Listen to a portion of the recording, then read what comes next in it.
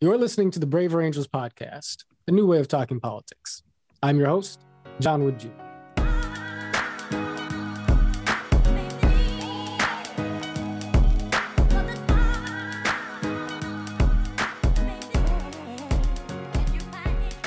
Okay, so we are here for a very interesting episode of the Braver Angels podcast. We are going to be engaging the question of the outcome of the 2020 election. The question of voter fraud. Was voter fraud a significant issue at play in the 2020 election? Was it not? And what are the arguments and evidence at hand supporting any position? And in addition to that, is it the case that regardless of whether or not voter fraud was an issue in the election, or even if it wasn't, is it the case that there are genuine substantive criticisms people can have, Americans might have, with respect to the ways in which some of our predominant institutions engage with the coverage of the election and the hosting of conversations that the American people were having about the election that may have seemed to have impacted the election in a way that would be less than democratic in the way that we might want it to be? These are all questions that are on the table right here. And let me just say before I introduce our guests, because we have a terrific panel here with us, three individuals who are friends of mine, who I'm very excited to be in conversation with. But let me just say, first of all, that this question, not just of voter fraud, but the question of voter suppression and the larger question of what will it take for us to get to a point to where the American people, left to right, have confidence in our electoral process, our electoral system, the ways in which we govern this system. This question goes to the heart of our ability to have a democratic society within which the American people feel heard.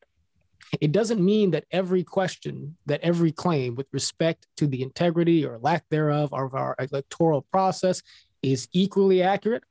We make no such claims here at the Braver Angels podcast. But at the same time, as Americans who live together, as Americans whose children and grandchildren will share a country together, we do believe that we have to be able to reason together, to listen to one another, engage in conversation in good faith, and to have open minds to folks who hold their opinions as earnestly, as sincerely as we ourselves do, regardless of whether they are right or wrong, or 90% right or 70% right or wrong on any given issue, right? Because it is the culture of discourse that concerns us here at Braver Angels, and our ability to hold on to our relationships with each other as American citizens. And so on that subject, I do want to announce for folks listening to this podcast, members and casual listeners alike, casual followers alike of Braver Angels, that we are holding a Braver Angels debate with another fascinating panel on the 25th of May. That's this month. And I would highly encourage for folks to attend. We will be debating the subject of H.R. 1, the legislation that is underway in Congress looking to dramatically reform our electoral process. We'll have folks on either side of that conversation engaging each other's differences in the Braver Angels way. That is May 25th, 8 p.m. Eastern time. You'll see a link to that debate in the description for this episode in the various places that it will be posted. And so now we turn to the conversation at hand, and I'd like to just very briefly introduce our guest. I am joined by, first off, my good friend, Mr. Chris Paul, host of Be Reasonable with your moderator, Chris Paul. I met Chris, I guess, about 2 or 3 years ago as a guest on his podcast. Chris is a returning guest of the Braver Angels podcast. Very grateful to have you here with us, my friend. Chris, how you doing, buddy? I'm great, man. Thank you very much for having me. Oh, man, it's my pleasure. Absolutely. We are also joined by Shouvik Banerjee, founder of AverPoint. And we'll hear a little bit about the AverPoint project in just a moment. Shovik is an individual who is deeply and intimately concerned with the integrity of information, but also making sure that the American people are included in collaborating with one another so as to be able to firm up the foundation upon which we do or do not invest our trust in various sources of media. Shouvik Banerjee, welcome to the Braver Angels podcast. Hey, thank you, John.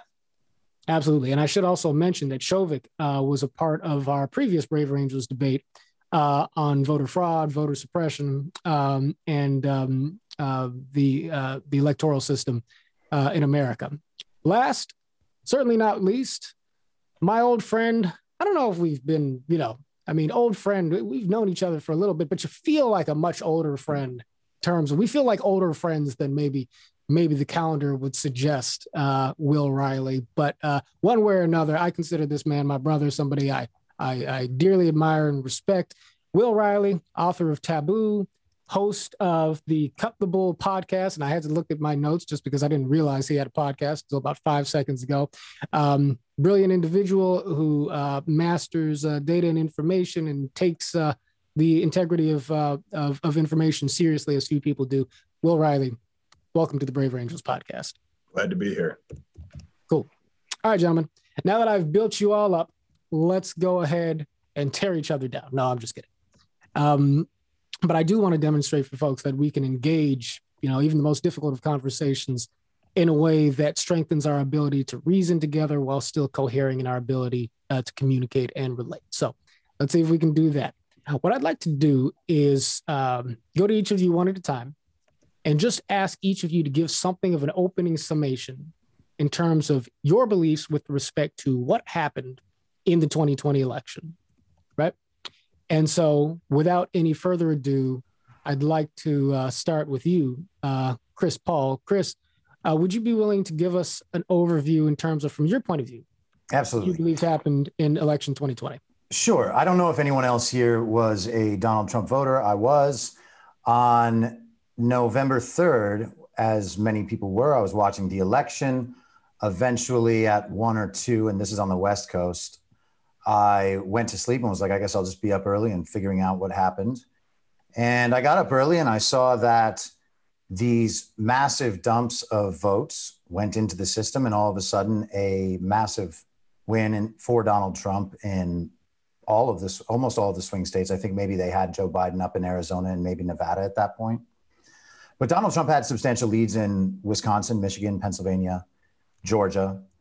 And as soon as I started looking at how those votes came in on November 4th, I recorded a podcast and said that I think every American should demand a full forensic audit of the entire election. I want to know what the substance of the election was in every single place around the country, because what I think is not that there was some election fraud around the edges that may or may not have changed the result of the election. What I think is that the entire process in the majority of states was riddled with fraud and systemic fraud and systematic fraud. It was there intentionally. And elections have been, how should I say it, not completely honest for quite a while. I think at this point, we are on May 13th now. This is more than 6 months after the election. At this point, if someone doesn't see the overwhelming evidence of fraud in that election, then the person simply has not been looking at it. And which isn't to say that people haven't spent time on it. A lot of people have spent time on it, trying to find elaborate ways to debunk specific claims without really addressing the larger point.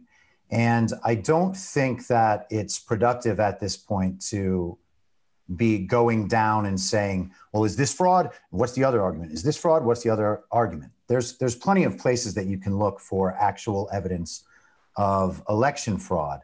I spent last fall watching all of the hearings that Rudy Giuliani and others had throughout the country. I heard from witness testimony from their experience at polling locations, expert testimony about the statistics and what happened. Thousands of affidavits, Peter Navarro's report, John Lott's report, like data analysis from all over the country, statistical anomalies cited by, I think his first name is Charles Cicchetti, the economics professor and statistician at USC and Harvard, who said that for Joe Biden to have won the way the data says he won, the data that we're given says he won, has an odds of possibility of 1 in a quadrillion. You've got the Lindell documentaries, and people can say what they want about Mike Lindell's voice and his manner of speaking, but the evidence he puts through is confirmed by people who work for the United States doing cybersecurity analysis. And we have forensic reports from Antrim County, Michigan, that they say they're debunked. They're not debunked. There's more evidence that was just introduced to the court in Antrim County this week about how easy it is to program the machines to flip the votes. And there is an overwhelming amount of that stuff. We have an audit, a forensic audit happening in Arizona right now. And the only response from the mainstream media seems to be either to ignore it or to try to make fun of it. And I don't think either of those things are going to be productive. So we're now 6 months out. The talk about this election has not stopped and will not stop because nobody on my side is stopping. We want to know what actually happened. And there has been nothing but obstruction and obfuscation in our path. And it's not going to work. And it hasn't worked. And if it did work or was going to work, it would have already stopped by now. So I'll give up the floor and let somebody else go. Okay, indeed. Thank you very much, Chris. Shovik, I want to hear from you now. And as we do these opening statements, I just want each of us to give sort of our own summation. So if there'll be time to respond to particular points that Chris has just made as we go, if you'd like to do so. But for now, what is your overview and your understanding of what happened with election 2020? Yeah. So I'll echo some things I said in the Brave Angels debate, but I think just to get closer to like where I stand, I think it's the result. I think there's a massive disinformation campaign, multi-year, coordinated, targeting the heart of our democracy and our faith in our elections. What I did and what I said in in the Brave Angels debate. So I run AverPoint. We are trying to build a community credibility layer between the audience and digital content because of this loss of faith in the traditional information gatekeepers. And so instead of expert fact checkers, we try to make it easy for individuals to question claims, review claims. And so we took Trump's speech on January 6th. I watched it 5 times. It's a 69-minute speech. And this was his body of evidence. This was his big argument. For the first 30 minutes, he kind of gave a lot of his standard talking points, but he kept saying, no one says I have evidence. Here's my evidence. And then the last half hour, 40 minutes, he laid out claim after claim after claim. And so we extracted 56 very specific claims, number of votes, state, county, what happened. And then I went out looking for volunteers. I opened it up to the left, to the right. I'd welcome all of you to kind of go through this process. And the basic question was, can you verify this specific claim? And we encourage people, don't look at a secondary source, try to go to a primary source. County, state election officials, state, federal judges, affidavits, witness statements, et cetera. And we kind of found basically not a single claim did it seem like the evidence was sufficient. So we had people who kind of they'd start doing it. Maybe they came in with a pro-Trump position. They just kind of stopped the exercise. Or they would go to completion like, no, there isn't very strong evidence here. Some of the most outrageous claims, he said that Detroit had 140% voter turnout. And that's completely false. You can go and you can see how many votes came in from Detroit. You can look at how many registered voters there were. It's 51% voter turnout. But it was just stated to a crowd that doesn't trust anyone but him. And it was just stated as fact. So there's a category of claims that kind of fit that, where they were just completely not even close to true. And there's very strong evidence that it's not true. There's another set of evidence where something did happen, but when it was investigated, what happened seems reasonable that it wasn't fraud. The county in Michigan, I think it's Antrim County. Chris may have just mentioned it. There was kind of a change in the vote count between like a 7-minute period early Wednesday morning. And it turned out that there was a county clerk who I think is a Republican who had entered the wrong spreadsheet to the Dominion voting system. It's like a spreadsheet that tabulates ballots to votes, and someone had dropped out of the race. Votes were off by one, and they caught it and they fixed it. Anyone who looked at it was like, this was a clerical error. This was not some very intentional mistake. But that was, again, presented as like evidence of massive fraud, bad intention. And then there was like this third category, which is there's sworn testimony on both sides. And you have to kind of look and you have to say which testimony seems more credible. And, you know, in all the cases that I looked at, it's pretty clear I mean, there's this famous case, I think her name was Jessie Jacobs in Michigan, who said that votes were backdated. And then you had a number of officials come and say, no, they weren't backdated. They kind of explained how the clerical system works. She wasn't trained in the system. It looked fishy to her. It wasn't fishy. A judge looked at it and threw it out. But that was presented again as complete fact on the January 6th speech. So you kind of saw, you know, 56 claims presented as solid fact. All of them are not, I mean, not one of them is solid fact. And so to me, I've given it kind of, I think, the best effort I could, kind of saying, look, I want to take these claims at their word, look at them, look for the evidence. Not able to prove it. I had people on the other side look at it, try to convince me, not convinced. And so this kind of leads to, I think, the second question, which is, was this a massive disinformation campaign?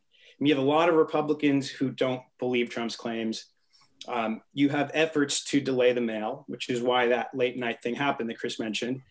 In many states, you could have counted the votes, the mail-in votes early. It chose to create this emotional moment of delayed vote counting. You have Trump's own history of disinformation, the birther campaign, so many kind of strategic uses of false information. When you pull that together, I think, were there millions of fraudulent votes, or were there what most experts would say, you know, more like hundreds, maybe low thousands, and probably occurred equally on both sides? I think that's what happened. And this whole cloud that's been created is a massive disinformation campaign. Okay. Thank you very much, Shovik. Will, go ahead and give us your point of view. What happened election 2020? Right. My point of view is a little different, honestly, from both of the POVs we've heard so far. I'm often on panels as a right-wing or center-right debater, but I want to make it clear, I don't think the election was stolen in this sense of some of the things we heard that have now been kind of memory hold, but Venezuelan-owned voting machines, miscounting the votes or stealing the race. I mean, there were quite a few of what were called the Kraken claims that were made that I think are frankly nonsensical. But what I do think is that many Americans feel, especially on the right and not without reason, that there was massive and coordinated corporate collusion that was focused on preventing Donald Trump from becoming president. So, I mean, for example, we saw a pretty classic October surprise from Trump's team, the Hunter Biden story, essentially derailed by the tech bro sector of American business to a remarkable extent. The New York Post, which is probably a top 10 US newspaper, was locked out of its Twitter account for weeks because they posted these stories about Hunter Biden's laptop and about his business relationship with, for example, the Chinese. And the blockade went beyond this. Any private citizen who posted the story was suspended for generally 12 hours, at least unless they chose to remove this link. I was, my fiance was. And as a follow-up to this, we saw the almost totally false claim circulated by almost all major media outlets that the entire H. Biden story was Russian spy work, despite the fact that Hunter Biden's business partner and the owner of the computer store in question, where he abandoned the laptop, both went on national television and said it wasn't. To some extent, this claim was made despite the fact that we almost all in internet culture saw picture images of Hunter, of Mr. Biden, doing some pretty specific, intimate things. And this sort of thing was extremely common during the run-up to 2020 and during the months immediately following 2020. So, I mean, I'm about to read a famous quote from Time magazine, which ran a major, I believe, frontispiece story about how the election had been, quote unquote, fortified. This is the quote. There certainly was a conspiracy unfolding behind the scenes, one that both curtailed the protests and coordinated the resistance from CEOs. Both surprises were the result of an informal alliance between left-wing activists and business titans. The pact was formalized in a terse, little-noticed joint statement of the U.S. Chamber of Commerce and the AFL-CIO. This was published around Election Day. Both sides would come to see it as a sort of implicit bargain, inspired by the summer's massive, sometimes destructive racial justice protests, in which the forces of labor came together with the forces of capital to keep the peace and oppose Trump's assault on democracy. This is, to say the least, very unusual. So I think the real story of the 2020 election is the extraordinary extent to which media bias beforehand, and even things like changes to the actual voting laws, some of which were probably made necessary by COVID-19, others of which were not, affected the probable outcome. That essentially is my piece. I don't think the voting machines assigned 150,000 votes to Mr. Trump, or Mr. Biden rather than Mr. Trump.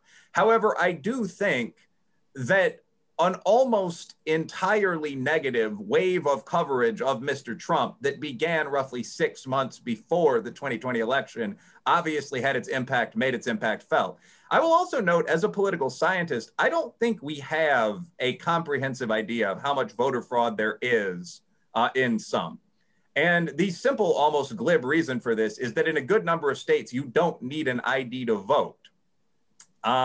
The general claim is that there are very few voter fraud arrests, and that shows there is little or no fraud.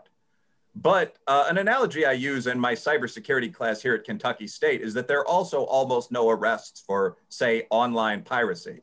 And www.thepiratebay.org is still very much up online. In reality, the actual techniques that would be used for sophisticated voter fraud of the kind large cities saw in the past, for example, organized entities like unions sending in slates of proxies to vote for current members or employees that were, say, on vacation or out of the city. Something like unduly easy registration for quote unquote motor voter, which might not edit out, for example, recent felons or undocumented residents of the country. Certainly ballot harvesting, where we've seen viral media posts from people claiming within the past year that they were illegally engaging in this. All of that would be very difficult to detect without something like an organized system of mandatory ID for voters. So without thinking that voter fraud put Mr. Trump over the top, the claim that this almost never happens or would be an impossibility in, say, Detroit, I also find a fragile read. But my primary point here is that there are systemic structural forces in many cases that are more powerful than individual ones. And it is not merely my belief, but my knowledge that many of the most powerful players in American society were willing to do some pretty significant things to prevent a Trump victory in November 2020. And I think they did so successfully. Indeed. Okay. Thank you very much, Professor Reilly. Okay, great. So let me say before we proceed further that, you know, I approach this conversation with a great deal of humility on two fronts. One, I consider myself to be less knowledgeable than any of you guys on various aspects of this question. But even if I were as much of an expert on this topic as I would like to be, one thing I recognize is the fact that for all the study that each of us have done, this is a topic that, in my mind anyway, is tremendously complex and requires, you know, sort of a deep bench of expertise in different areas to be able to speak to with 100% authority. And so, you know, there's the perspective of folks who are studying the data from the vantage point of a data scientist. There's the perspective of folks who are working in polling locations and who work in the election offices and in the Secretary of State's office and who are otherwise closer to these matters on the ground. There are people working within the parties. There are people who are familiar or more familiar with the technology at hand. And so I don't expect us to be able to answer every question or put everything or anything to rest with respect to specific claims. But I do want to do the best that we can to make clear what it is we believe and why we believe it so that we can begin to sort of move the conversation forward. Because to Chris's earlier point, I think that there are many folks who are not going to simply drop their claims and suspicions and beliefs with respect to voter fraud simply because other folks don't want to talk about it. And on the other hand, I have a positive belief in our ability to reason our way forward if we are genuinely listening to each other. And so hopefully we can set a bit of an example here.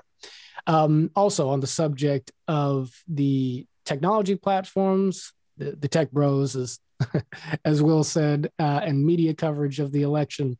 Again, is another subject where in many different relevant areas of expertise, but I think that we can make some progress in coming to develop more fully our own understandings of the role in which these institutions were impactful or not impactful on the outcome of the 2020 election. And so moving forward, Chris, you've given us an outline of just sort of what you felt to be the nature of the 2020 election. And in your estimation, this was an outcome driven overwhelmingly by, you said, systematic fraud in organized fashion. Now, there are a lot of different claims of fraud that I have seen made, that we have all seen made. They seem to fall into different categories. I've seen claims of fraud made that say that overvoting was a huge problem, whether through people who were deceased having cast ballots, whether through people, being registered in more than one state, perhaps having the opportunity to cast ballots in different directions. There are claims made on that front. There, of course, are claims made that election observers were not able to stand close enough to polling workers to be able to sufficiently observe, their activities. But then there's also a category of claims made, which Will alluded to, with respect to the actual technology at issue in the election. Most particularly, Dominion voting machines. Many people have made the claim that this technology operated in a way so as to generate fraudulent outcomes, whether by sort of changing, I guess, the appearance of ballots to disguise an intent to vote one way as really being an intent to vote the other way. And so you have these different categories of claims being made. Are you asserting that this whole spectrum of claims essentially is rooted in fact, or at least in probability? Yes. Or is okay? So that obviously gives us a number of different threads we can pull on, and time is limited. I think what I would like to do is ask you. Maybe we can sort of take one and then the other and get feedback in response from Shouvik and Will. But let's start with the general sort of subject of overvoting, right? Okay. Deceased people voting, people with dual registrations, and so on and so forth. Illegal immigrants. Yes. Can you give us certain representative cases or examples that struck you as compelling, that were a part of leading you to the position that you hold with respect to the larger outcome of the election? Well, sure. I mean, we know for a fact that states are very, very bad intentionally about purging their voter rolls to make sure that their voter rolls are accurate and that the people on them are registered legally in one place and able to vote legally.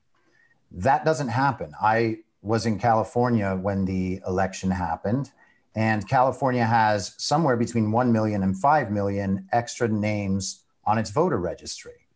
And when you shift an election to universal mail-in balloting, all of those people get a ballot. There were countless people who I know personally who received multiple ballots under their name. There are obviously multiple places that get multiple ballots of people who don't live there. And that's why, for instance, the canvass in Maricopa County is going to be important, because when they see 100 ballots with the same signature on all of them, or 100 ballots from the same address, if they go to that address and find out that it's an empty lot, we can be fairly certain that that that those 100 votes do not represent legal Arizona voters. And we are seeing that. Peter Navarro has this stuff well documented. John Lott did as well. That stuff's not a joke. You talked about the adjudication process briefly with the machines. Now, if Chris, I do want to come back to that point, but just for the sake of focus and clarity, I want to stick with one piece of this. And then another. So, is there, and we will come back to that, I promise. But is there anything more you want to say about this issue, this problem of overvoting? And I just heard you mention Peter Navarro, and you said that there was a case in which ballot registrations went to an empty lot. I think for individuals. Yeah, they've checked out a lot of those. Matt Brainerd's doing excellent work on that too. But listen, again, I don't think there's much purpose in hashing through every single minute aspect of it. Like, I think it's better to focus on the big picture. What I ultimately think is that this conversation is entirely out of balance. There isn't a positive case to be made that Joe Biden was in a position to win 7 million more votes than Donald Trump. To believe that, you'd have to primarily believe whatever the television tells you, believe that everyone in the country hates Donald Trump as much as you do, and that you believe the polls. And we had a poll in Wisconsin the day before the election, 17 points. I think it was an ABC News poll. They gave Joe Biden a 17-point advantage in Wisconsin. And obviously, it was nowhere close to that. Even aside from the voter fraud argument, there was no way that poll was even close. The polls were intentionally off, just as they were in 2016.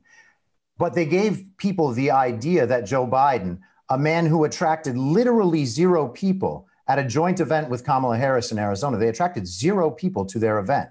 And we are supposed to believe that this was a wave election in favor of Joe Biden. Got it.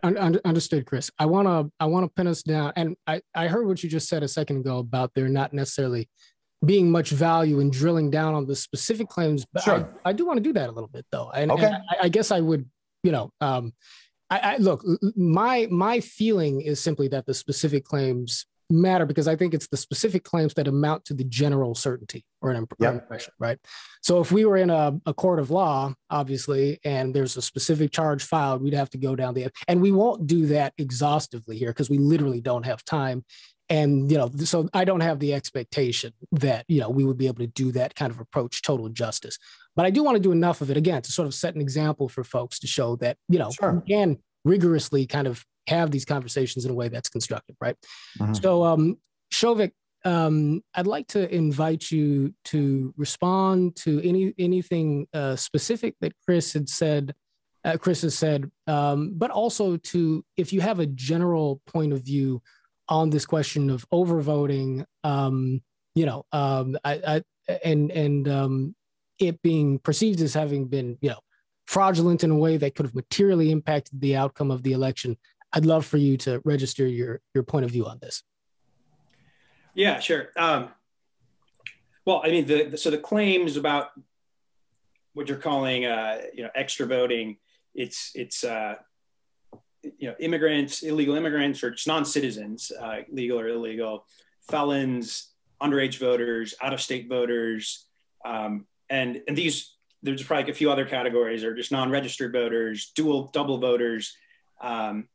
And what I think that, as you said, there's so many claims made in so many states. I mean, for us, it was just a matter of like, let's not just trust the media or the overall headline. Let's break this down, take the specific claims, and then operate from there. I mean, and I'd love to get together again. Let's pick 5 claims from the January 6th speech and like really specifically like understand what evidence I'm using, what evidence Chris is using, and kind of really dig into like what information do we believe, which is probably a big part of the disconnect. And of course, I think like beyond what Donald Trump said. Yeah, can I just speak to that for 10 seconds? I don't think Donald Trump's speech on January 6th is supposed to be some like sweeping proof of evidence, and I don't think that repeatedly referencing that. Okay.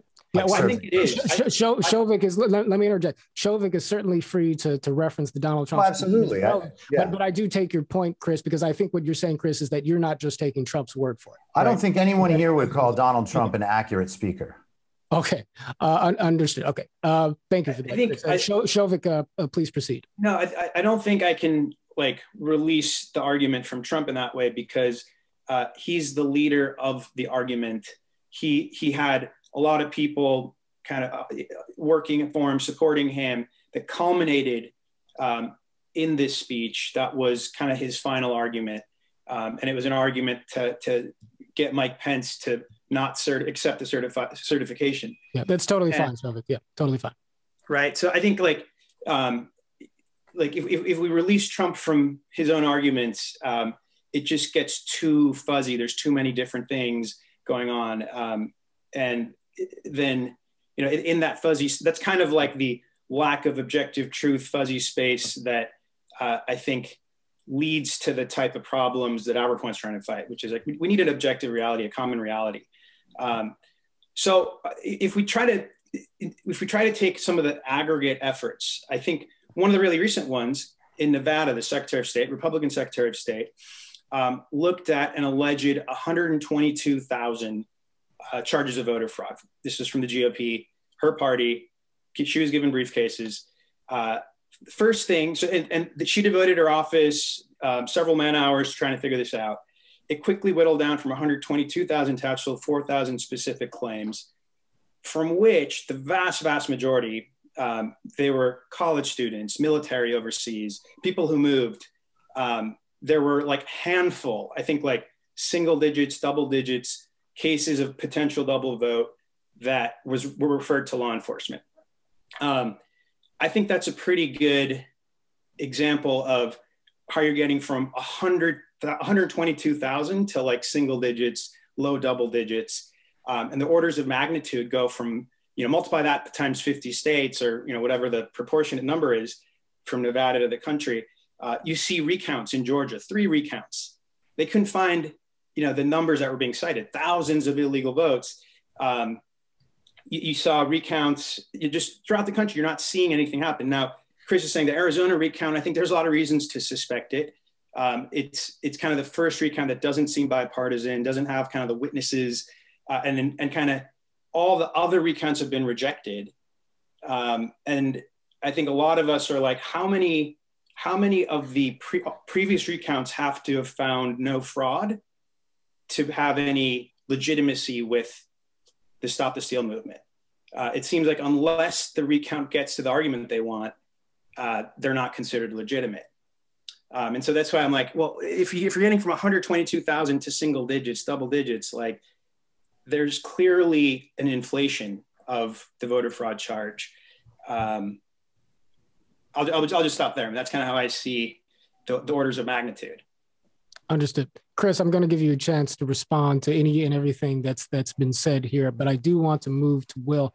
Will, just a quick note of context. And actually, I put this question forward to all three of you, but to Will to start with. You know, I had a conversation yesterday in preparation for this podcast with an individual who was a statewide candidate for Secretary of State some years back, and you know, I generally think of him as very well informed on these issues. Question I asked had to do with the issue of overvoting, and whether or not, because I mean, Chris is absolutely right. I think, just as a point of fact, that voter rolls across the states are frequently out of date, and I think it's difficult, even barring, you know, any claims that there might be intentional undermining of the integrity of rolls, but even if that's not the case, it's just difficult, I think, on an administrative level, from what I understand, to keep pace with the number of people who die, the number of people who move, the number of people who switch residencies. And then there are also political issues that come into play that may not be corruption, but have to do with the fact that when you remove names from voter rolls, you might potentially feel yourself politically vulnerable to charges that you're purging voter rolls, right? And then there's a whole separate question as to whether or not secretaries of state some places actually are purging voter rolls for, you know, self-serving political reasons. So that gets complicated. But my question is, do you have any insight in terms of, are there systems in place to cross-reference databases in a way that would, generally speaking, allow states to catch irregularities as they come in. And even if those systems are in place, given the fact that for the first time ever, we had, universal mail-in balloting in many states, and the degree to which people mailed in ballots went up dramatically in the last election cycle. Can we have full confidence in those systems? So I put that to you as one thing you can respond to if you have insight into it, but I also just want your general point of view on everything that's been said, whether broad or specific with respect to the subject of overvoting being a driver of a fraudulent outcome in 2020. Well, I think a big question here, if we're talking sincerely to one another, is what is even meant by fraud? So I don't think there's any doubt at all that there are at least some people, quite possibly tens of thousands, who are on state level voter rolls who shouldn't be. An example might be felons convicted in a particular year X and not yet removed from the rolls. Another example, I don't have all the state by state data here, but an obvious question is everyone who goes in for a license or a driving document, which immigrants to the USA, green card holders, in some areas, illegal or undocumented residents can do, is everyone that goes in to get that document in a motor voter state then added to the voting rolls, or is there some kind of higher level screening procedure that keeps those people out? And as someone who works for a state institution, a pretty good state university, and who's been a boss across public and private sectors, I don't have a ton of confidence here. I mean, when you look really at electoral politics, going back to the Bush v. Gore election, this question of whether people have been mistakenly knocked off of from racial justice groups, for example, or left on the voter rolls is pretty consistent. And you're usually using very crude mechanisms. I mean, if you're screening felons, for example, we might say that someone's name is Antonin Vasquez. So if you look through the voter rolls, is there an Antonin Vasquez in Miami, and will he then be removed? What happens if there are 5 men named Antonin Vasquez? Or in Chicago, perhaps Tom O'Leary or Joe Gonzalez? These are very real questions. I don't think that big city voter rolls perfectly match the picture of those who should be voting in terms of, age and decedent status, legal residency, criminal justice picture, so on. But I will say also, that's a little different from what Donald Trump was alleging. I mean, many of these claims were very, very specific, that in, I believe it's Antrim County, Michigan, that's been cited by both the other gentlemen, there was double or triple counting of votes, that in Detroit, there was the ceiling of the windows in a polling place so that people couldn't see the voting, this sort of thing. The basic question of, were there people who almost untraceably were on the voting rolls who shouldn't have been? That's a question that comes up in every election. And I think Trump was alleging a lot more than that. And I actually agree with Shovik that in order to have any real conversation about this, we need to look at the specific claims of fraud that Trump was making. And again, I lean right, but I'm very skeptical of this. So the Trump administration filed something like 60, you guys might correct me, I think it was 58 of these lawsuits against different voting and electoral processes. And they won one. And my understanding is that they only raised claims of fraud in 7. So I'd be interested in Chris's take on that. I mean, why was that? And the obvious cynical explanation that comes to mind is Trump knew that beyond the usual baseline noise of who's on the rolls, but beyond that there wasn't necessarily going to be massive fraud to find. So he pitched that in friendly hometowner speeches to GOP audiences. And then in court, he made very technical claims about what I mentioned earlier, which would be things like changes to the voting rolls. When does a ballot have to be counted by? So I guess condensing this into a sentence, the question is, what is fraud? Are there legitimate questions about state changes to the voting rules, or should we really start polishing up these lists of who's eligible to vote county by county? Sure. But I don't think that's what Stop the Steal was about. I think Stop the Steal was about the idea that there were tens of thousands of these Biden ballots that were dumped into kind of the counting pool almost the night of the election. And I think that's where you see that sort of 49-1 vote. No, this probably didn't happen. I'm open to being convinced otherwise, but this is something I've actually looked at, and it just never seemed, the reality there just never seemed to materialize to me. Okay. Chris, go ahead and respond to Will on the specific point, but also feel free to comment more broadly on what's been said by Shouvik and Will. Sure. Well, I think that, first of all, the number of the court cases were almost exclusively not decided on merit, okay? They weren't looking at evidence. So to say that the courts didn't side with Trump and that they must have looked at the evidence to do so is just factually inaccurate. Well, I've read the case, but they also didn't allege. Let's. No, Will can go. I'm happy to. That was it. They didn't allege fraud. That's fine. That's fine.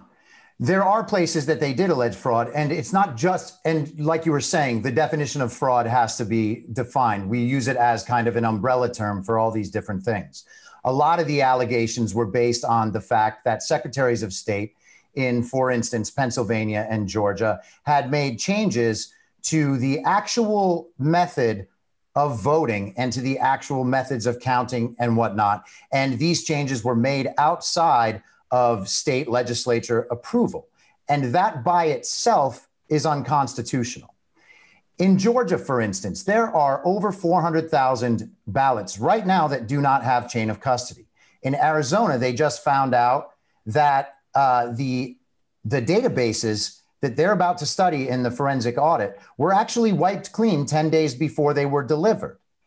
In Wisconsin, Trump had a case that was decided in his favor after the 20th, or maybe it was after the 6th, but they found that there were 200,000 people. I think it was a jump of 170,000 people that added themselves to the permanently, I can't remember what the exact name of it is, but like they're permanently incapacitated. They're unable to leave their house to go vote. And them adding all those people to that list made it so that they wouldn't have to comply with the normal voter ID requirements in that state.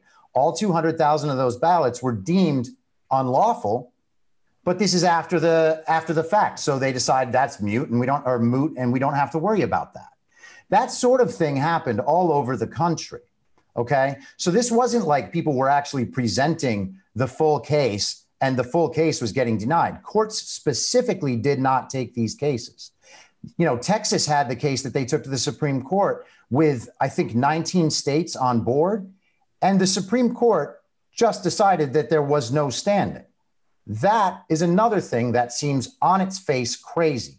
And ultimately, we're at a point now where the last Rasmussen poll I read says that over 50% of the country believes that this election was not legitimately decided. And you can imagine with how dangerous that question has been made, and take it from me, I've been banned on Instagram and Twitter. But with how dangerous that question is for over 50% of the country to answer, yes, I do believe that this election was illegitimate, you got to figure it's actually more than that. And we can stay at 51, but at 51, it should be a major priority for everyone in this country to want a forensic audit and know exactly what happened. We don't get back to a place of trusting the elections by debunking Trump claims. Okay. And let me just, can I say one more thing? I'm sorry. Sure. The idea that all Trump voters do and believe whatever Donald Trump said is not only crazy and inaccurate, it's just flat out insulting. Okay. The idea that somehow the intellectual heft of the country is fully on board, believing that Joe Biden, a man who is fully compromised by China, a man whose son is one of the most despicable people in the world, that he had this sweeping victory, that's just too much, man. And the idea that all of us just follow whatever Donald Trump says, this isn't about Donald Trump. It was never about Donald Trump. Yeah. Well, look, let me just say very quickly that I think that there is a tendency in American politics to believe that the folks we vote for, and certainly in the case of Trump, but it was also true in the case of Obama, have such an influence over their supporters that none of their supporters think critically beyond what it is they say. So I just want to acknowledge the point that you're making there. There are a few different places that we can go here, and I'm certain that Will and Shouvik have questions or responses they might want to make, but I'm just I'm being mindful of time. I do want us all to put our cards on the table very quickly with respect to sources and the information that we do and do not find credible. At the same time, I don't want to spend too much time about this because I want to both circle back to the voting machine claims, but I also want to get into Will's focus on the media coverage and the technology platforms having played a pernicious role here. But just for instance, just to pick out one thing I heard, Chris, you say a second ago, you stated that there was, and help me recall the details here, but you stated that there was a forensic audit that was conducted in the state of Florida, but prior to the conducting of that forensic audit, I think you said that some very large number of votes was essentially deleted from the database. Am I understanding you correctly? I don't think so. I haven't mentioned Florida. In Arizona, this was just found out last night, and the president of the Senate there, Karen Fann, has put out a letter to the Maricopa County Board of Supervisors. They have not been given the passwords for the Dominion machines, and that's because they never had them. And that's because the passwords stayed with Dominion, and Dominion ran their election as they did in many other states. They also wiped clean a database, the tallying database. I think it's called Ballot Tally and Reporting. Okay. They wiped that database clean before they had to turn over evidence. That's actually a criminal act. Okay. So that's what I was referring to. You're referring to Dominion voting machines in Maricopa, Arizona. I guess my question is, where does the claim that they wiped the databases originate from? And if from the forensic audit, from the forensic audit that's being conducted by cyber ninjas, by cyber ninjas and others, yes. By cyber ninjas and others, yes. Okay, understood. As a general rule, and I want us all to answer this question, can we say something about the information that we generally find credible as a matter of sources and the information we generally don't find credible? To Shouvik's earlier point, I do think that that's part of what's at issue here, because you guys have probably heard different people say, and Scott Adams put this in a pretty illustrative way. But there's a way in which we're all sitting in the same movie theater, but watching different movies on a split screen.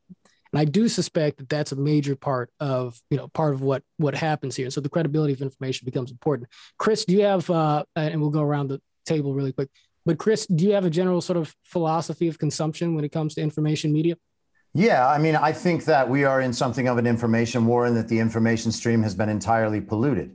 So I think that we should judge all information as information among other information. And we need to look at the information and verify it, see what it means, and be open to information from both sides. And I think that that's what's sorely lacking in the side of this argument that hews directly to the central narrative. It's the idea that something cannot be true until the TV or a major newspaper tells you it's true. Now, for instance, this is a parallel, and I don't mean to spin out, but a year ago, I was called a conspiracy theorist for saying that it was an overwhelming likelihood that I'm just trying to be mindful of time. So I'm looking for quick answers so we can stretch out. Still on the table. But I was just going to say, a year ago, the coronavirus coming from a lab was a conspiracy theory. It clearly is not now. We need to correct our information sources so we can stop being a year behind the most important issues in the world. So you're saying you don't discount any information sources. No. You sort of just take them all as they come and so forth, and contextualize them from there. Okay. Well, I won't press it further. Will, Shovik, do you guys want to say anything about information as a general? What's your philosophy of sort of information consumption here? Is there a spectrum of news that you tend to see credible as categorically more credible than not? Answer that really quick, and then we're going to circle back around to tie up this point. Sure, I'd be very interested in Shouvik's take here too. But so first of all, I find data to be credible, not opinions. As a political scientist, as someone who still does professional work in my field, in general, I actually, when I write, look at a lot of things like the Bureau of Justice Statistics report on crime by race and age and so on in the USA. That is a fact. When you see something else, even the conclusion section of an academic paper or a major article in something like the Times or the Journal a little over on the right, that's an opinion. So my main focus is on what the data is, which is one reason, by the way, and both the other gentlemen have made good points on both sides. But that is why I'd be very interested in the outcome of a court case and what the legal rationale used there was, or something like that. But even harder, quantitative social science or physics data or something even better. In terms of information sources, I agree that we are in a society that's inundated with a great deal of bullshit. Like, just Google, whatever the opinions on the panel, just Google what percentage of people think half of those who get COVID are going to die or be hospitalized. With that said, I will say that there obviously are information sources, scientific journals, foreign news outlets, law reviews, and so on, that I do find more reliable than others. I would definitely look harder at something that came from Jacobin on the left or InfoWars over on the right than I would at something that came from the American Political Science Association or from Reuters. So I do think it's important not to become totally cynical where we end up relying only on these sort of fringe sources. And you've seen that a lot recently with, I don't think QAnon was ever a major thing in the Republican Party, but there were at least 50,000 people that followed Q over on 8kun. So if you say, well, the New York Times is a joke and even the Wall Street Journal is a joke, and so I'm going to go to the political beliefs board on a Chan, and that's where the truth is, I think that's at least as likely to be wrong. But look for data and identify sources you trust. Shovik, this is in your entrepreneurial wheelhouse. What is your philosophy of information consumption and sort of, how do you tend to establish credibility for yourself with respect to sources? Yeah, so I think there's, for myself, and I think what we've observed with users is we're testing, and we try to test with people across the spectrum, and definitely it's easier when you go outside of politics. Although even health issues have gotten politicized in the last year. So personally, yeah, I like to start with secondary sources that have editors, fact checkers, that are, I don't think anyone's unbiased, but I think sources that at least aspire to be unbiased. That I think everyone still has a selection bias, even if they have editors and fact checkers. But I think there's a big difference between articles that come through a professional process where there's ethics, there's standards, you get fired if you make things up, versus completely unedited sources. I like to start there, and then I try to look at sources center left, center right. I do occasionally look on the extremes, but I will, if I'm really digging in, I'm going to try to go to the primary source. On this issue of voter fraud, I think the key sources were county and state election officials that put out data, put out reports that were certified. You had sworn testimony that was then reviewed by judges at the state level, at the federal level. And then you had the intelligence agencies, DHS, you had the Attorney General, DOJ, weigh in as well. And so I kind of, I assign weight to all of that. I will say, I do believe conventional wisdom can get it wrong. I'm not someone that thinks, the consensus is always right. And I think, you need to give, there needs to be a room for dissent, responsible dissent given with sources, dissent that is not propaganda. And we've seen industrial interference in the information system.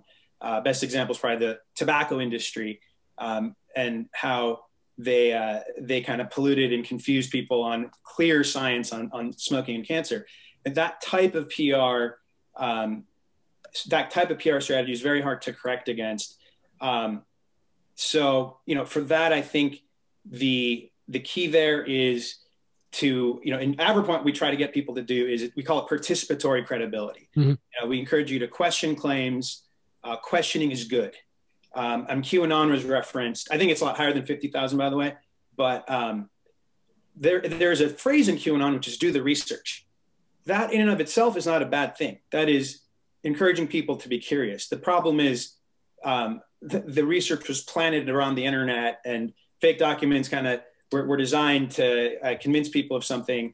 But I think the natural curiosity people have is a very good thing. And if you can harness that to get people to look beyond the secondary source, and ideally look at two sides, I think that will go a long way in building more trust in credible information. Excellent. Understood. Okay. Terrific, gentlemen. I'm looking at the time. We have, I think, 28 minutes remaining, which if that sounds like a lot of time to anybody here, you're wrong. So let's plow ahead, knowing that we've covered some good ground here, and we may yet have a chance to circle back to some things. Let's take at least 10 or 15 or so minutes, if we can, to engage Will's point on the election having been unfairly impacted by the conduct of the major media outlets as well as the social media platforms. Will hit a number of points in his opening remarks. One was actually, Will, it might be good to have you re-encapsulate, but you made a point about, I think, was it the New York Post having basically been running a story on Hunter Biden that would have been, damaging to the Biden campaign. And I think that Twitter ultimately blocked the dissemination of that story, at least initially, on the platform. Do I have that right? Is there anything you want to very, very quickly add to that? Yeah, I'll just very briefly. I think this is the big story. Just Google or Bing 93% negative coverage of Trump, and you'll see some excellent empirical primary pieces on how Trump was covered, how he was covered for years, especially that period of maybe 6 months before the election. A lot of this other stuff that we're talking about, like the voter rolls are out of date, these are issues in almost every election. I mean, Chris made a good point. There were 200,000 people in one of the states he mentioned that were declared to be disabled for the first time ever. But I would bet virtually any amount of money that those people were dealing with severe COVID, long COVID, something like that, because this was the year of COVID-19, whatever my own skepticism about things like long COVID. These are structural issues that exist in the background. Something that was very much in the foreground was the incredible hostility of the ruling class in the United States to Donald J. Trump. And I mean, this Hunter Biden thing, I mean, just very quickly, unbelievable. Story comes out. It's a pretty big story. I think it's a page 2, page 1 story. Vice president's son, now president's son, has a drug problem. He's cutting business deals in a rival state. There were prostitutes involved. I mean, that's a story. The response to a standard political, false surprise kind of story was to ban the paper that released it from social media. This was... some of this stuff was almost unbelievable. I'll shut up now, but like Parler was deplatformed around the time of the election. I mean, like these were big moves. And it's impossible to think that Trump wouldn't have gotten 90,000 targeted votes across 7 states had this stuff not happened, in my opinion, as a citizen. It's hard to prove negative, of course. But the fundamental question at play here is with respect to, I guess, the conduct of the social media platforms. And, this larger sort of issue of, the way in which these significant, informational institutions interact with our democracy. Shovik, I'm glad that you're here on this. I really would be interested in hearing you respond. Feel free to respond to the specific example given, the New York Post Twitter incident, but also feel free to weigh in just on this general topic. And of course, you heard Will's earlier remarks. So really, whatever you think is relevant to add in here, very much like your point of view, given the fact that in some sense, I mean, in a major sense, what you're trying to do is restore sort of the credibility of the integrity of information distribution in the digital sphere. And you're somebody who's doing that, just as an entrepreneur and somebody who's, I think, deeply engaged in these types of questions. Yeah, no, I think so in the Hunter Biden case, it's a good example of, so Twitter, what they claimed was they don't promote hacked information. And then they changed their policy. I think it's an example of they were in real time changing their policies, which seemed very opaque and unfair, and kind of felt like the rules were changing. And so I think they certainly need more clear rules of what does violate, what doesn't violate, and when something gets violated, it should be clear what policy was violated. Right? There's this feeling that in the last 2 years, these very libertarian open platforms started cracking down, and they were making up the rules as they were going. And so I think, our spirit, AverPoint is not trying to censor, right? We're trying to bring the power of community to kind of sit between censorship and disinformation, people abusing free speech to strategically spread false information. So we're trying to create this kind of middle ground where participation instead of arbitrary rules can fix it. So I do think that's, that was a problem. I think they were in a tough position because there was a lot of disinformation and they did not have clear rules to fight it. I think that the media bias point Will made is I think the problem there is you have these 20th century media brands like the New York Times that are basically built to earn your trust with their prestige. You're supposed to trust the brand. And I think there's a lot of good reporting at the New York Times, but I don't think they've adapted to the 21st century expectations of transparency. Like, I want to know, what was the research that went into this story? What sources did you use? Are you open to questions and reviews of these different claims you make? When you sprinkle opinion into reporting, there should be a way for the audience to challenge that, right? So we're trying to build those tools. And I think the media, I think there is, I do think media bias is a problem. A lot of it, I think, is not intentional. I think a lot of it is just kind of natural implicit bias that could be corrected if there was more transparency. That's what we're trying to do.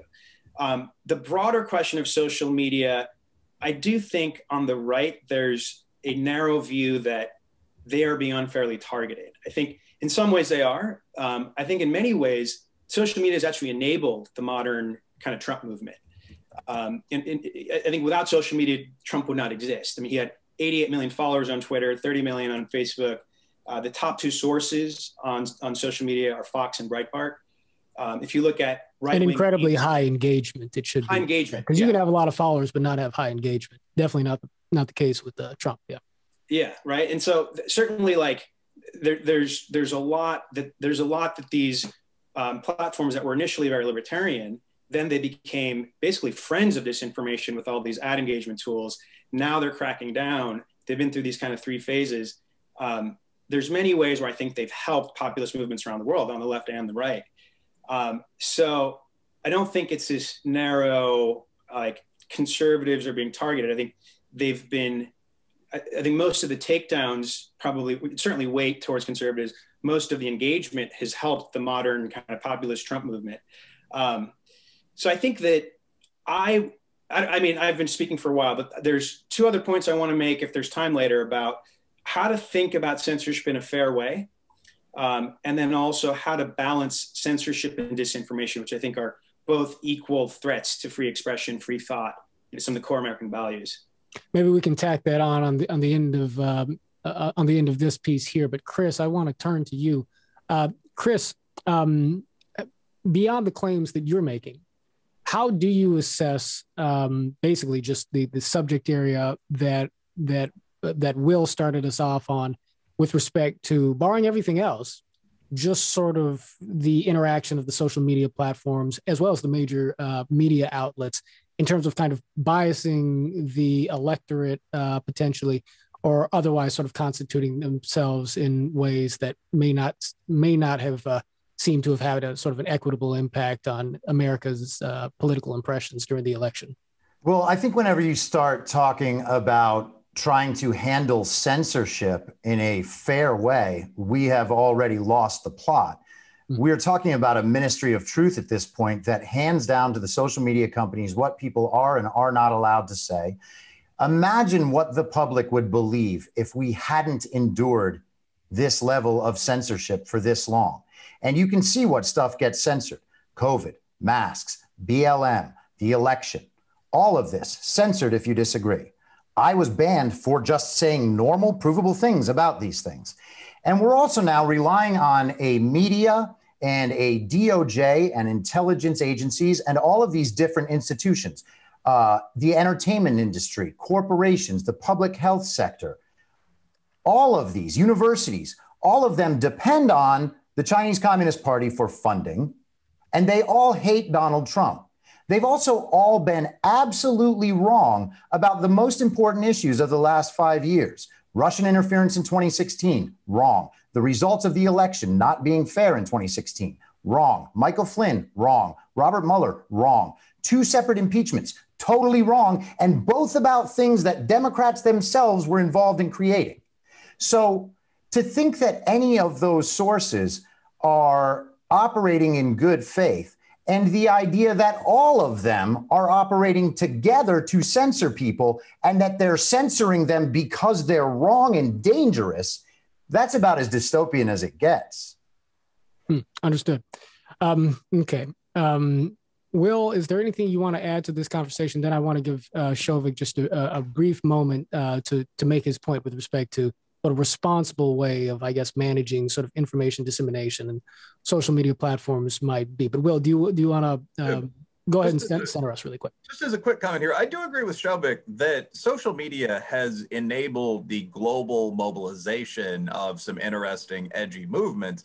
I do think right now, though, as Chris noted, that we are definitely in an era of censorship. And I think this censorship really goes, it's not even just that it goes in one direction, it's that it only avoids one portion of the spectrum, which is kind of the mainstream left. I've seen some interesting data on what percentage of people in tech and media voted specifically for Hillary Clinton in 2016, and it's absolutely fascinating. I mean, you're not seeing Donald Trump, but you're also not seeing, say, Bernie Sanders or the Green Party. You're seeing this one sort of HR department perspective that literally governs the mainstream leadership of most of these formerly Wild West fun internet institutions. So there's absolutely no doubt that there are massive crackdowns on thought. I mean, whatever you might think of these players, I mean, we've seen virtually the entire alt-right, my old debating opponent, Jared Taylor, many others, Molyneux removed. Then we've seen virtually all of InfoWars, Alex Jones and so on removed from virtually all these platforms. We've seen that entire edge right suite of candidates, Laura Loomer, seen the original libertarian page, as I recall correctly. And then we've seen the too edgy black stuff, you know, what a friend of mine jokingly calls the "we can't have that's," you know, like Cop Block, Minister Farrakhan, you all blacks trillions.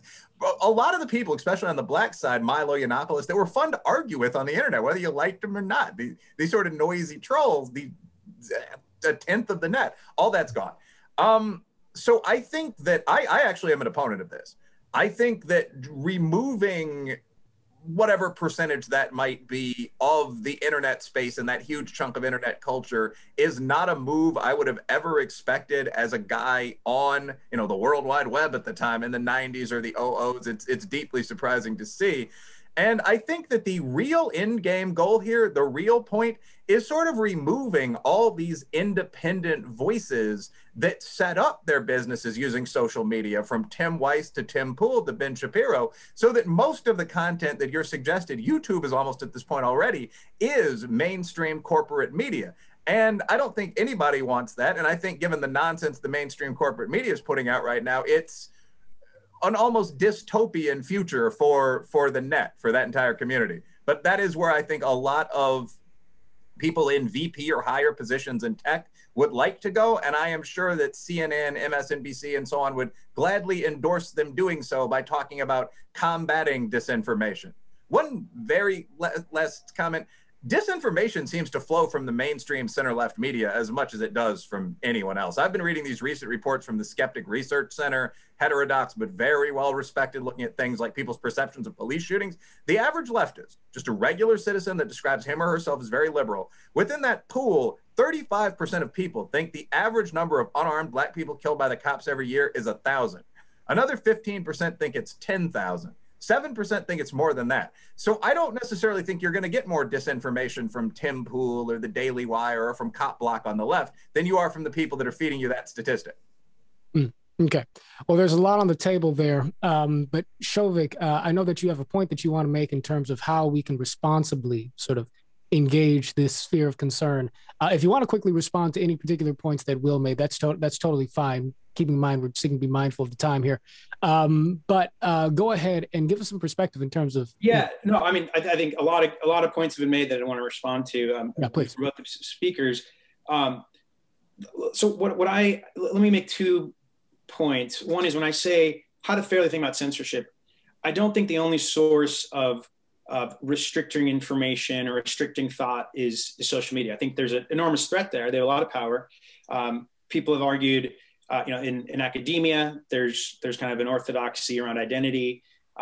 In entertainment, there's certainly left-wing slant. And I think that those are certainly things we need to think about and think about how to make free thought in those spheres. But if you truly believe in free thought, you have to also look at other more traditional sources of restricting information that typically come from the right. So you've got government restricting information. You saw in the Trump administration with some health reports, climate reports, pollution reports, intelligence reports. And then you have the rise of religious nationalism on the right in many free societies, US, Europe, India, Israel. And religious nationalism is kind of, has always been where the original source of censorship came from, or at least established religion. And our spirit of free thought is in opposition to that. In America, the religious nationalist movement is closely tied to militias, gun culture, a more authoritarian view of leadership, less, I think, support for critical thinking. And I don't think that that can be dismissed if you're a friend of free thought. I think if we're going to do this in a fair way, we need to kind of examine all the traditional sources as well as social media and what's happening in entertainment, and try to create a culture where there is critical thinking and room for rational debate. Then on the topic of disinformation, I think that the scale, the history, the psychology of disinformation is sometimes minimized by the right. You had 5 billion fake accounts removed from Facebook in 2019. 5 billion. That's more than internet users. Billion? You have orchestrated, organized campaigns of real and fake users by foreign governments. Is that the right number, Shovik? 5 billion, suggesting that many people have more than one account, of course. But many fake accounts are created. Fake like bot accounts that were just created, never used. Yeah. It's huge, right? And then you have these orchestrated campaigns, and you have, there's a story here as a nation that we need to like tell more, which is, we won the 20th century. There was a battle between communism, fascism, and Western liberalism, and in response, some of our opponents were looking around trying to figure out what to do. And the most innovative thinking coming out of Russia and kind of the early days of Putin, that basically said there's going to be a fourth way where we're going to challenge the very idea of objective truth. And we're going to create chaos. We're going to wage information warfare and make all ideas seem like they could be false, they could be true. And in that chaos, people are going to turn to a strong traditionalist leader. That is a strategy that was started, in early 2005 when we were off fighting in Iraq. And then it led to the launch of RT. It led to all these bot warfare, war all across Eastern Europe, culminating in 2014 in the Ukraine. Paul Manafort, of course, leading that pro-Russian Ukraine party for about a decade, guiding it from obscurity to power, and then it resulted in 2016. That is a story that is very important as we try to think about disinformation, that it is targeting the idea of objective truth, the triumph of kind of the Western liberal order. And, it has its flaws, and there's a lot of critics on the left and the right of kind of the Western liberal system. But we need to figure out how we stand up to that narrative of the fourth way and preserve our union. And I'll end kind of by saying, James Madison, who literally penned our ideas of religious freedom, who literally shepherded the Bill of Rights and the First Amendment, when he kind of was framing the Constitution and kind of its chief defender, the Federalist Papers, he was much more concerned about disinformation coming from demagogues than he was about censorship coming from the top. So this is a real thing, and it's been a constant struggle to kind of get the right balance of censorship and disinformation. Okay. All right. Well, thank you very much, Shovik. We now have about 10 minutes, which is not as much time as I would want to be able to engage this next piece of it. What I'm going to try and do here. So Chris, I want to get into a little bit with respect to the claims made about Dominion voting machines and the technology at issue here. What I'm going to start with for the sake of time, but then giving you an opportunity to fill in the blanks and for Will and Shovik to respond, is to sort of, I think, from my vantage point, encapsulate why I think a lot of people are skeptical of the Dominion, and obviously millions of Americans feel precisely the way you do. But I think that for many folks who have difficulty believing claims with respect to Dominion voting machines having been tampered with ballots in a certain way, as well as some of the other claims on the table, I think a lot of people just look at the fact that, as per Will's point, it seems to be the case that certain things were stated in public, whether by President Trump or allies of President Trump, making claims, including with respect to Dominion voting machines, that were very much provocative and really got people, paying attention and feeling distrustful.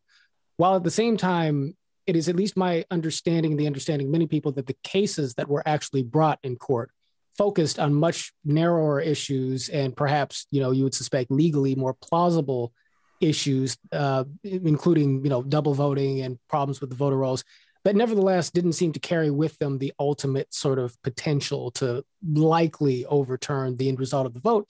And what a lot of people feel is that these sort of, more what's perceived at least to be more elaborate claims were made as a means of getting people fired up politically to advocate for the president, as well as for purposes of fundraising. And that was sort of the real motivation behind some of these claims, because if they had been legally substantive, they would have been brought to court, and perhaps Dominion would have been subpoenaed in a way that would have forced them to disclose the inner workings of their technology if there had been merit to the claims. But you have a very different point of you have a very different point of view. Go ahead and respond to that. Yeah, I mean, the idea overall is that we are talking about system-wide corruption and abuse. And it's not like it just stops at a certain point, or it stops before the courts, or it stops before the Secretary of State or election officials. I mean, election officials on the county and state level, I think, are among the most unreliable people in the nation right now. And to assume that what they say is automatically true when you can see evidence that it's not true, that is like a dead end for me. In terms of the machines, those claims are still out there. That stuff hasn't been litigated and decided. To just turn that off, to believe that it's to get people riled up or to fundraise, that seems fundamentally flawed to me. You can listen to Sidney Powell talk right now. She has no doubt that the cases she's pursuing are going to come to fruition and that they'll be decided in her favor. She's not doubting the state of her own evidence. She has it. And if you want to, people have tried to tear down her character, and Dominion has tried to sue to shut her up. She hasn't retracted her claims. Neither is Mike Lindell. Mike Lindell's is heading to court with Alan Dershowitz on what they believe is going to be one of the greatest free speech cases in the nation's history. This is going directly at Dominion. I think what we're going to find in the course of this summer is that this conversation will eventually be moot, because it's only going one direction. The weight of the evidence is fully on my side. And again, we don't have time to go into all of the exact numbers right now, but there's more than enough to look at that should convince you that the case against the legitimate election, even if you aren't entirely convinced that Donald Trump won and that it would have been swung, should at least, as an American, convince you that this is worth looking at and that forensic audits should take place everywhere. Because if this election is the way we say it is, and that more than half the country now believes it is, then we are at the point where we cannot have another election without this being solved. Chris, can I ask you to clarify something just very quickly? Sure. Are you saying that some of these claims made with respect to, let's say, Dominion voting machines and others have in fact been brought before the they haven't. Sidney Powell's case is working on them. Yeah. So you're saying that these, but they weren't brought to court before the you're saying that they were not brought to court until recently. Yeah. Well, yes. Sidney Powell has an ongoing case. Yes. And so are you saying that these cases were simply were declined to be heard by the courts because the courts are corrupt, or are you saying something different? I'm saying that there's a mix of things, but that is definitely one of them. They also have an idea that this is moot and that there's no relief. So no matter what they seek, they're not going to overturn the election. And so the cases aren't worth being decided. So your claim is that the courts are not looking or have not looked at this matter objectively, and that's it's why quite clear. It's quite clear that they have not, and that they have not viewed the evidence. Trump has been successful in 2/3 of the cases where the cases have been decided on the merits. Okay. So I want to go over to Shovik for his response, and then because we're at the end, and if you guys will bear with me, we might bleed over just a few minutes, but then I'll ask Will to sort of center us towards an end point. But Shovik, go ahead and respond to this point. To the Dominion voting systems? Well, yes. So were there claims that, your team evaluated, or really, I mean, engaging this kind of body of claims, and anything in particular that Chris might have said, but just respond to this question on the table as to, Is there compelling evidence, in your view, to suggest that the technology was corrupted? And if there's anything you want to say about the legal interaction or non-interaction with this claim, feel free to do so. No, well. I mean, what I remember is in Michigan, there was a claim that the votes were hacked, or the machines were hacked. And I think the CEO of Dominion came and argued and convinced people. It was pretty convincing that the machines are not online. They can't actually even be hacked. There's a record that can be verified. I think there's some people like internet sleuths that kind of showed that there is a way to like hack the machines. Like it's possible to do it some way. I think that created a viral tweet that was kind of cited around for a while. I remember there's lawsuits that were actually settled, like Newsmax and Fox News was sued, and they had to actually issue almost correcting statements. So I'm not familiar. Like I thought this was a settled issue. So what Chris is saying that it's kind of continuing. In my view, this was like thoroughly discredited months ago. I would have to look like if something new's come up in the last month, like Chris is saying. Again, I mean, sorry, but that entire part about what you just said in Dominion in Michigan and John Poulos, their CEO, none of that was true. Well, Chris, none of that was true. But Chris, we could go back and forth a long time on this, and that's why I said up top, we're not going to write a final resolution on these points. But what I do appreciate is you guys thoroughly laying the foundation for your points of view on the table. Will, go ahead. If you can weigh in on this particular point quickly with respect to the voting machines, I would appreciate that. But also feel free to sort of give your kind of closing summation, giving attention to the different parts of what we've talked about, here. Sure. First of all, at the individual kind of front-facing level of these Dominion cases, I actually am a betting man, and I think it's extremely unlikely that we will see substantial relief granted on the basis of some sort of problem such as hacking with the Dominion voting machines. Sidney Powell, from all I've heard, obviously leans right, is a good, competent lawyer. I was a little surprised by some of the things she said early on. But, I mean, Chris's comment, Trump has won the majority of the cases that were decided fully on the merits. That may technically be true, but as I understand, he's won 1 or 2 cases. I mean, the courts have had a very dim view of this. The Texas lawsuit, for example, which was tossed out, didn't focus primarily on fraud. It focused on the question of whether these sort of technical changes to state voter law were legal in the context of the time frame in which they occurred. And I think that's a good place to step back to the larger issue. I think that the belief that the 2020 election was Kraken-style stolen is, to me, probably false. But I think that reflects real discontents in the country about a number of things: the rising control of discourse by social media, what seems to be an incredibly biased and slanted media, which provided Trump with 93% negative coverage for most of at least 1 year.